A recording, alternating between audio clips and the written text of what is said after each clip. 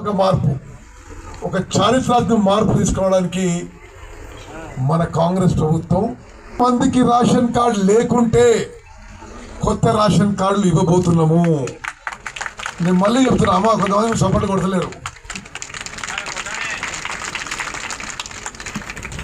అర్హత ఉండి ఎంతమందికి కొత్త రేషన్ కార్డులు కావాలంటే అంతమందికి కొత్త రేషన్ కార్డులు ఇవ్వబోతున్నాము.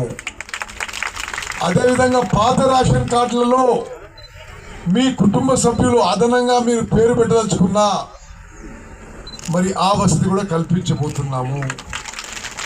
పిల్లలు పెళ్ళై వేరే ఇంటికి పోతే ఆ మార్పు కూడా రేషన్ కార్డులో చేయబోతున్నాము.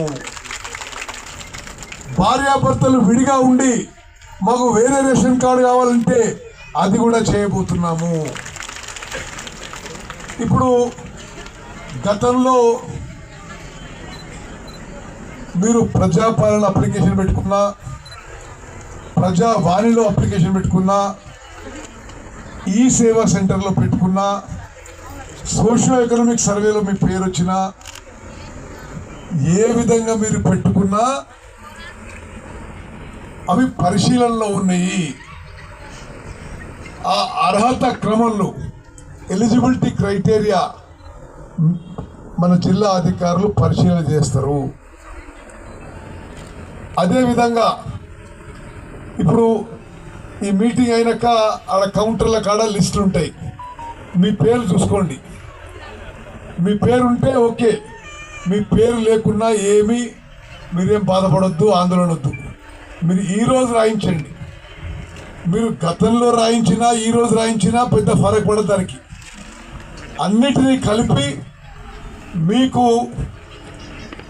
ప్రభుత్వం నిర్ణయించిన ఎలిజిబిలిటీ క్రైటీరియా ప్రకారం మీకు అర్హత ఉంటే తప్పనిసరిగా మరి మీకు కొత్త రేషన్ కార్డు కానీ పాత రేషన్ కార్డులో మిగిలిపోయిన కుటుంబ సభ్యులు కానీ యాడ్ చేయడం జరుగుతుంది. అక్కలు చెల్లెలు మీరు అర్థం చేసుకోవాలమ్మా. ఇప్పటి వరకు మనకి రేషన్ వ్యవస్థ ఏ విధంగా నడుస్తుంది? నేటి మన కాంగ్రెస్ ప్రభుత్వం, గౌరవ ముఖ్యమంత్రి రేవంత్ రెడ్డి గారు, గౌరవ ఉప ముఖ్యమంత్రి భట్టి విక్రమార్క గారు, మేము అందరం మంత్రులు కలిసి ఈ పబ్లిక్ డిస్ట్రిబ్యూషన్ సిస్టంలో ఈ రేషన్ కార్డు విషయంలో జనానికి మేలు చేయాలని, ఆహార భద్రత కల్పించాలని పెద్ద మార్పు తీసుకొచ్చినాము. కొత్త రేషన్ కార్డు ఇవ్వలేదు. మీకు లెక్కలతో సహా విలేకరు మిత్రులకు కూడా మీకు చెప్తున్నాను, 2014 జూన్ 2వ తారీఖు బీఆర్ఎస్ ప్రభుత్వం అధికారంలో వచ్చిన రోజు సుమారు 90 లక్షల రేషన్ కార్డులు ఉన్నాయి.